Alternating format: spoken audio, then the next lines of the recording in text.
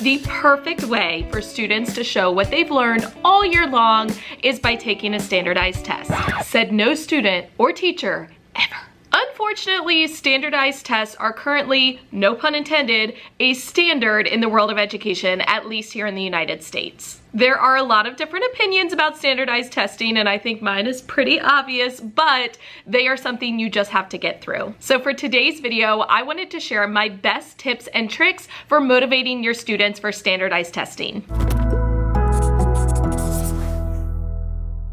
The ideas I'm gonna share in this video do come from the perspective of a 4th grade teacher. However, I think a lot of them can be adapted and used for a variety of grade levels. Also keep in mind that every test in every state is different, so I recommend checking with your testing coordinator to figure out what is allowed and what is not allowed before you try any of these ideas, because ain't nobody got time for testing violations. Let's jump right in with tip number 1, hang motivational posters. One of my least favorite things about testing is the fact that I have to cover up or take down all of my anchor charts and instructional posters, so my way to make up for it is by hanging up new motivational posters for my students. If I'm going to cover existing posters, my favorite way to do that is using bulletin board paper and writing motivational quotes on the paper. That way my room doesn't look so plain and boring. However, I am changing classrooms next year, so instead of covering my posters, I'm actually just going to take them all down, but then that leaves my room looking super bare. So to cover up those empty spaces, I created my own posters using my BITMOJI. If you don't know what a BITMOJI is, it is essentially a personalized emoji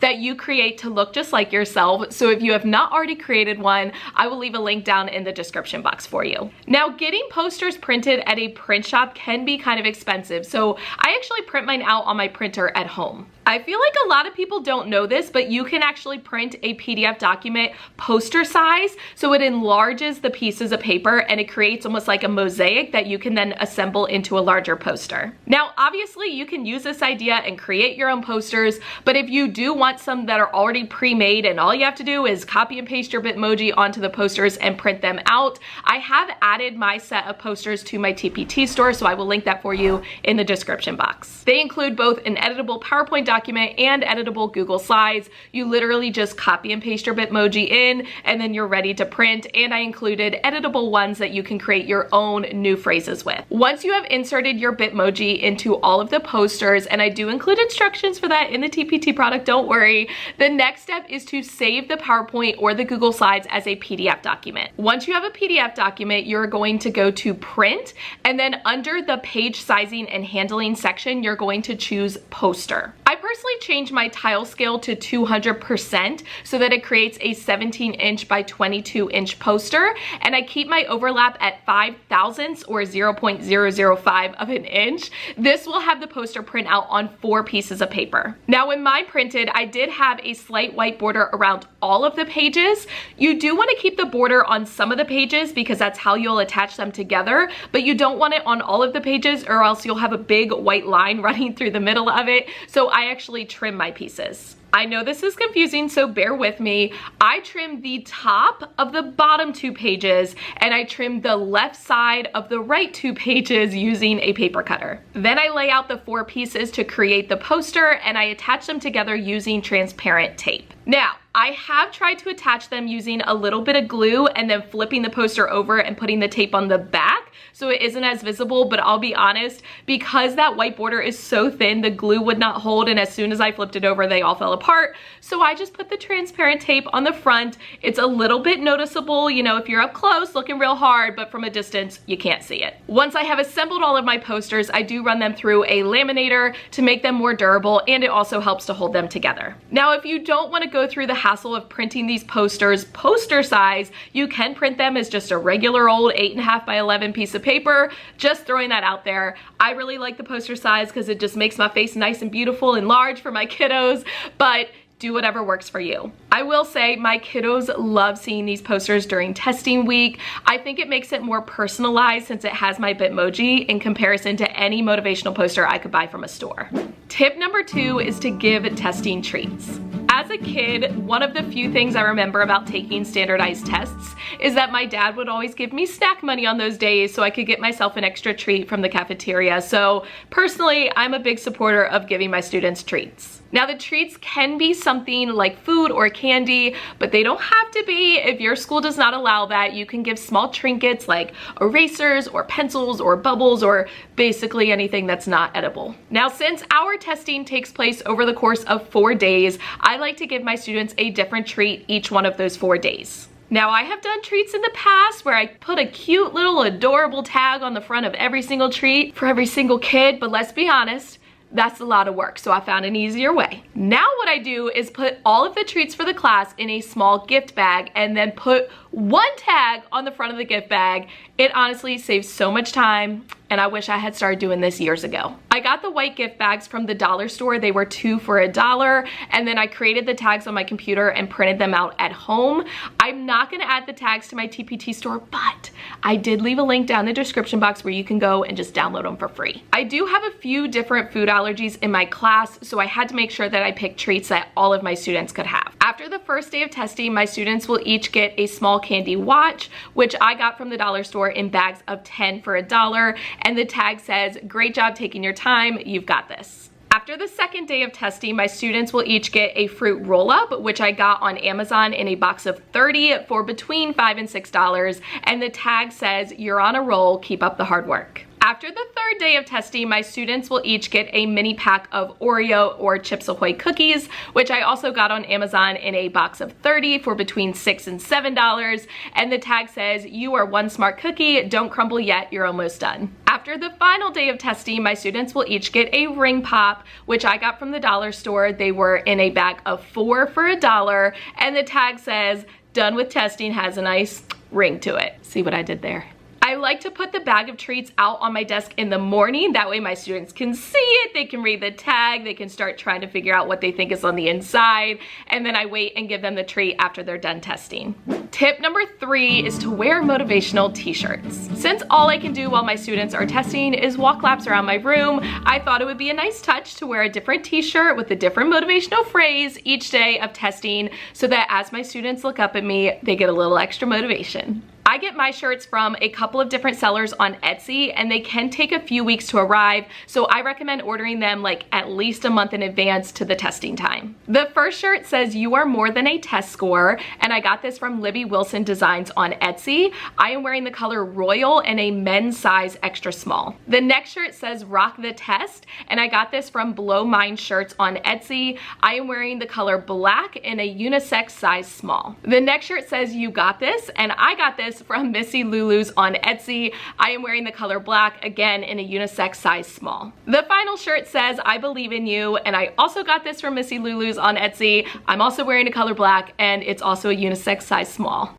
Tip number 4 is to write motivational phrases on pencils. Even though our students complete their tests on a Chromebook, they still get scrap paper and a pencil to work through the problems, so I love to give all of them a brand new pencil for testing. I use an ultra fine Sharpie to write different motivational phrases on the pencil so that my students can look up and see it while they are using it. I also love to personalize the pencils with their names. My students do have to sit in single file rows during the week of testing, and they don't know where their seat is when they come in. So by putting their pencil out at their desk with their name on it, it helps them to find their seat. Tip number 5 is to give students motivational coloring pages. Studies have shown that coloring can reduce stress and anxiety, which a lot of students and teachers tend to feel around testing time. I love to give my students coloring pages that have different motivational phrases on it the week before testing and even the morning of to help them relax. Now you can find tons of these types of coloring pages for free online, so I will link some in the description box for you. Another idea is to print these coloring pages 4 to a page.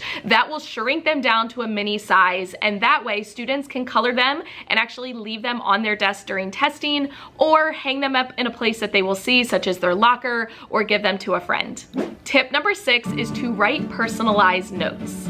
One of my favorite ways to do this is by having each student's parent or guardian write them an encouraging letter to read the morning of the test. You can send home a half sheet of directions to the parents to explain what you want them to do, and you can actually staple a piece of paper and an envelope to the directions so it makes it easier for them. Parents can send their letter back to school in the envelope, you can hold on to it, and then pass it out to students right before they take the test. Obviously, it's possible that not all students will get a letter back for a variety of reasons, so one of the ways that I like to overcome that is by either writing them a letter myself or having one of their former teachers in the school write them a letter. You can also have students write letters of encouragement to each other. Each student can randomly pick out the name of another student in the class, write them an encouraging note or letter, and then again hand it out right before they take their test. Now, it doesn't have to be anything fancy. You can literally give each student a sticky note, have them write an encouraging note. The whole point is for them to get some extra motivation to raise their confidence before the test.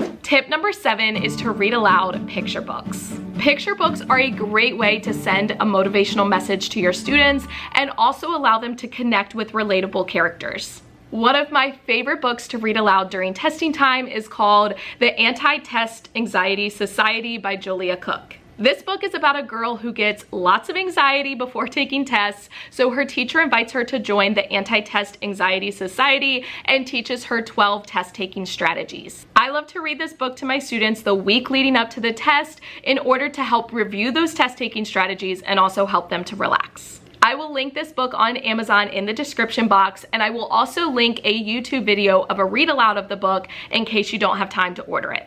Tip number 8 is to create anxiety confetti. If you don't know what anxiety confetti is, you're missing out. In order to create anxiety confetti, first give your students a sticky note and have them write out all of their worries and anxieties related to the upcoming test. Then have your students rip up their sticky note into small pieces to create confetti and put all of the confetti into a bag. Then you can hang the bag up on your board or around your room as a reminder to your students that they've gotten rid of all of their anxieties and worries and they can now relax for the test.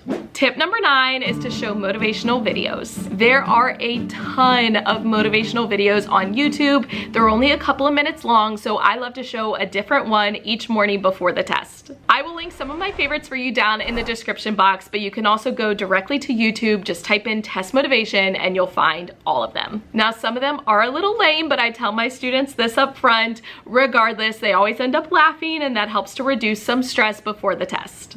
Tip number 10 is to give students brain sprinkles. Now, I have mentioned these in my videos before, but I'm bringing them up again because seriously, they are such a huge hit among my students. Brain sprinkles are just a container of glitter that I sprinkle over my kids' heads before they take a test. I started this when I taught 2nd grade and I wasn't sure how it was gonna go over in 4th grade, but I think my 4th graders love it even more than my 2nd graders did. To create this, all I did was buy a glass sugar container from the dollar store and filled it up with silver glitter. Then I covered the spout in a piece of tape so that only a few pieces of glitter come out each time instead of having my kids showering in glitter every time I sprinkle it over their heads. While this sounds like such a simple idea, I promise you your students will love it and they will beg you for brain sprinkles every time they take a test. The week of testing, I stand out in the hallway in the morning and I offer the brain sprinkles to any and every 4th grader that walks past my room, and trust me, most of them take me up on that offer. I have been using this jar for 5 years and I still have a ton left, so it was totally worth the $2 investment to give my students some extra motivation. All right, those are my top 10 tips for motivating your students before standardized testing. If you found these tips helpful and you got some new ideas, go ahead and give the video a thumbs up. Also, go ahead and share it out to your teacher friends. If you have any extra tips that I did not mention in this video, please leave them down in the comments. Also, hit the subscribe button and the notification bell so you do not miss any future videos. As always, thank you for watching. I love you all so much. Don't forget to put your positive pants on, and I will catch you in the next one. Thank you so much for watching all the way to the end of this video and for supporting my YouTube channel. If you want to check out any of my older videos, you can use the 2 links right down here. If you want to subscribe to my channel so you don't miss any future videos, you can use the link right up here. The links to all of my social media sites, my Teachers Pay Teacher store, my merchandise store, and my Amazon store are in the description box, and I'll catch you guys in the next one.